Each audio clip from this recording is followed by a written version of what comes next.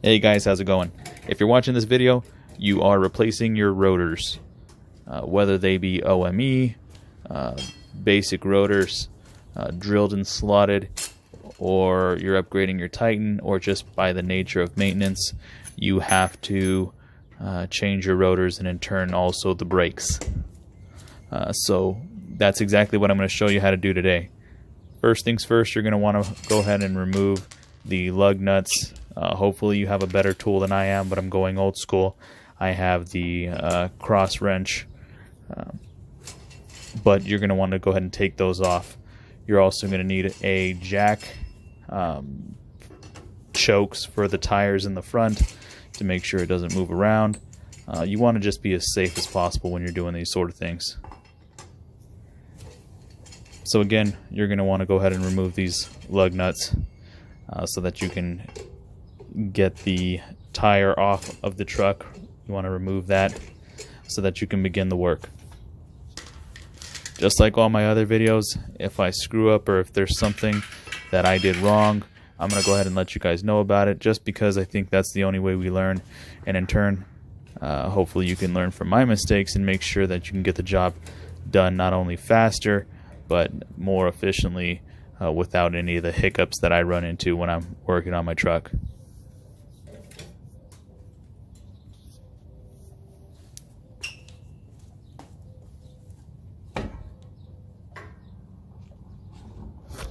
So I'm taking off the tire. You're going to want to find a space for that. And if you notice, I already have drilled and slotted rotors already. The reason why I'm replacing them is because they were squeaking. Not exactly sure why they were squeaking. I do use ceramic brakes, and from what I understand, using ceramic brakes in addition to these drilled and slotted rotors can sometimes make a lot of noise. But if you notice, there's some grooves there right inside the rotor, and it was just making a way more noise than I was comfortable with. It stopped fine. It still was efficiently stopping the vehicle, although just extremely loud, and I was able to get these replaced.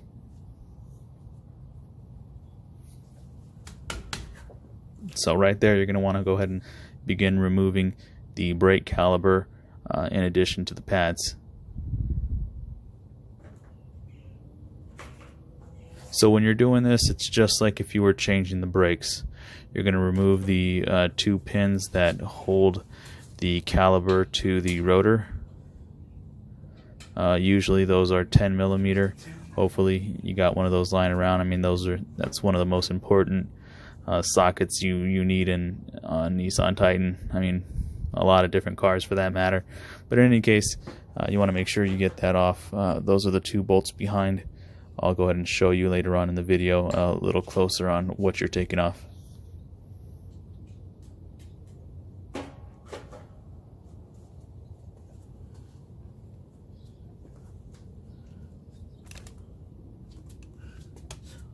Doing here.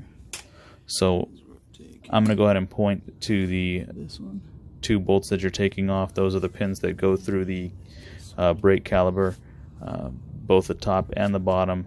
You're going to remove those so that you can take the brake caliper off. Then you will remove the brake pads, and then at that point you can just remove the rotor. The rotor should be pretty easy to take off. If it's your first time taking it off, there might be a slight chance that there's rust, or that it may be just on there pretty tight. You can always take a rubber mallet to it, and it should come off pretty easily. Returning back to any hiccups and pitfalls that I didn't know, I'm an amateur mechanic. I don't know everything, but that's kind of the process of learning here, right? So I had the emergency brake on while I was doing this. Now, I don't show all the headache that it was when I had that on, but if you have the e-brake on, it's actually holding the rotor to the brake, or the hub in general. So make sure that you do not have the emergency e-brake on while you're trying to remove the rotor because it will not come off. It's going to be holding on pretty tight, and if you start banging on it or getting frustrated for any reason, there's a possibility that you can break the e-brake on it, and then you're just going to have to replace something else again. So again, quick tip, don't have the emergency brake on while you're replacing the rotors. You won't be able to take them off anyways, but now you know.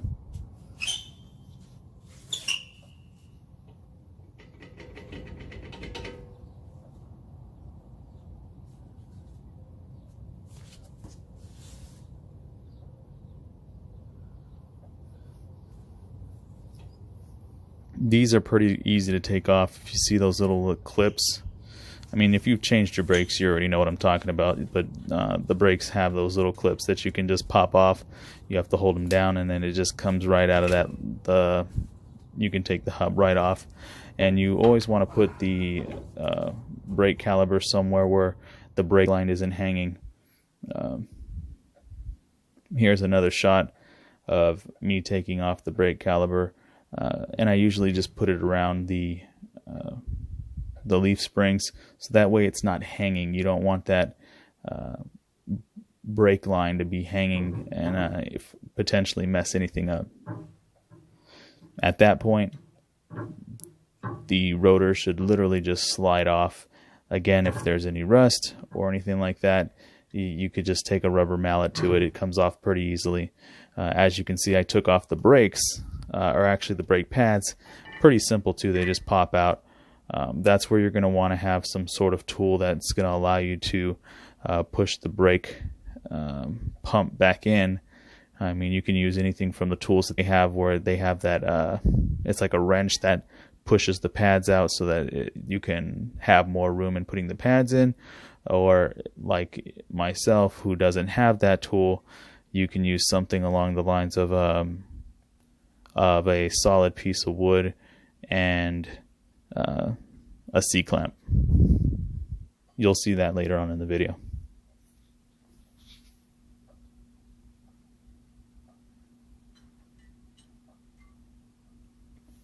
So what I'm doing here is I'm just making sure that there's no dust or debris when I'm putting this back on. I'm going to go ahead and put the new rotor back on where it's supposed to be. And usually these rotors, when you get them, they're marked with both passenger and driver, so you don't have to worry too much. I wipe that off again, and if you can see that little silver clip right there on the top of the hub, that's actually the e-brake, or at least a part of it. So that's one of those things that you don't want to break when you're messing with this, but you just want to clean it up, give it a little check and look over. Since you have it off anyways, you might as well. They slide back on. Make sure you have the right one in the right spot. Again, they're usually marked when they come from the manufacturer, but you want to give it a look just to make sure it's not warped or anything that just looks unusual.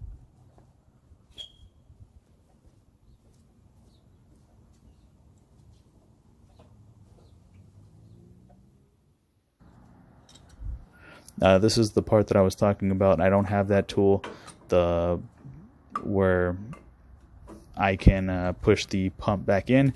So what I use is a C-clamp and a strong, decent sized piece of wood, and I just tighten it to where it goes back in. So that way I can put the brakes right back in. They slide back up after putting any type of anti-squeak lubricant. But this is the easiest way. It's cheap, it's easy, it works. So you can either get the tool if you have the money. If you don't, this is another alternative that you can use in order to get that done. A lot of people usually have these C-clamps lying around.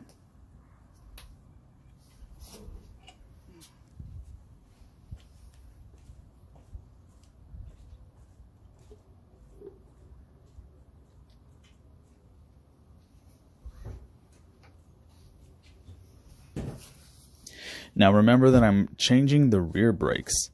I noticed when you purchase both front and rear, the rear brakes are marked. It marks both passenger and driver side. The front brakes, however, are sometimes not marked. So that being said, you want to always check with the manufacturer to see if they have any particular way that they want you to put it on. Some facilities will have specifications that need the drilled section facing a certain direction in order to properly distribute the wind and keep it cool. You don't see that on this one because it's the rear, but just something to keep an eye out for. I'm gonna eventually install some new front ones too, so I'll go into detail on that when I do it, but it's just something to keep in mind. If it is not marked, contact the manufacturer, find out where it needs to go, because the last thing you want to do is have to do it more than once.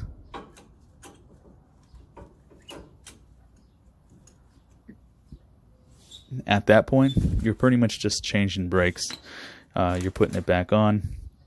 Here I didn't have the little piston pump pushed all the way back in. I'm not even sure if that's what they call it, but I know it's like a little pump for your brakes. You know what I'm talking about. But in any case, I just had to push it back in a little bit more just in order to make sure it's in there. Plus, I got the anti-squeal lubricant, which I use ceramic brakes. So when you're doing it, depending on what kind of brake material you're using, like for instance ceramic brakes, you want to make sure you get the ceramic brake lubricant as opposed to the normal. I mean, they cost exactly the same, but if you're going to do this, you might as well do it right. You want your truck to last, and in turn, just do it the correct way. The whole reason I went with that anyways is because it was squeaking, so I wanted to make sure I had the anti-squeal pads on them, anti-squeal lubricant, anything that I could do in order to make sure that the initial problem would be taken care of after I fixed it.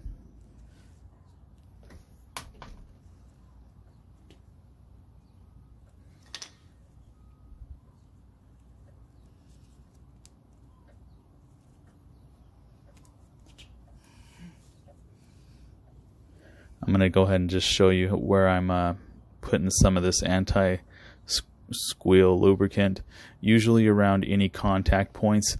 I mean, I was a little sloppy with it, as you can see, but ultimately I just wanted to make sure that it's all there, it's all covered, that it does not squeak, because that was the problem to begin with.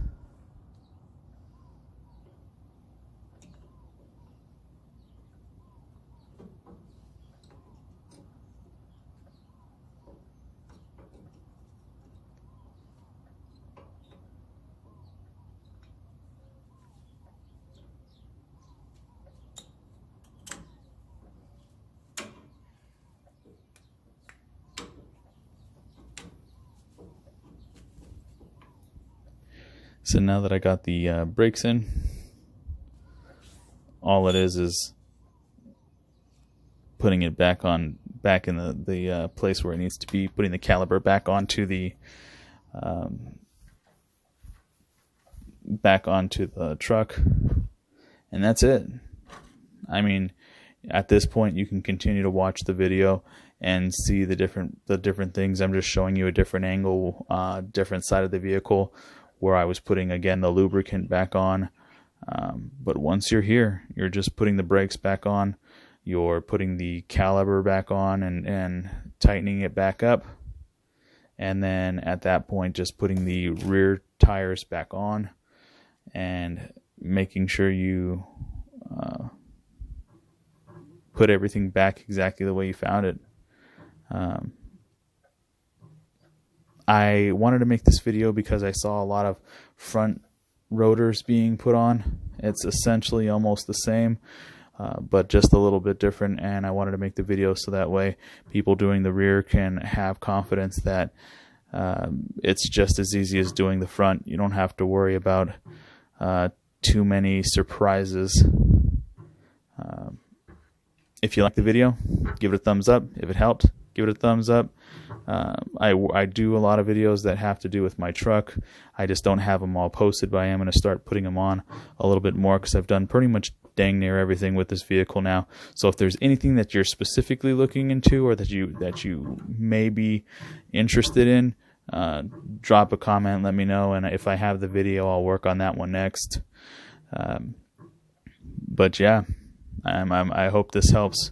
I hope you don't have to pay somebody else to do it, because this is a job where, you know, you're paying $130 or $150 for these new rotors, and you don't want to have to pay somebody else to do it. And to be honest with you, again, just like in the last video, I'm an amateur mechanic.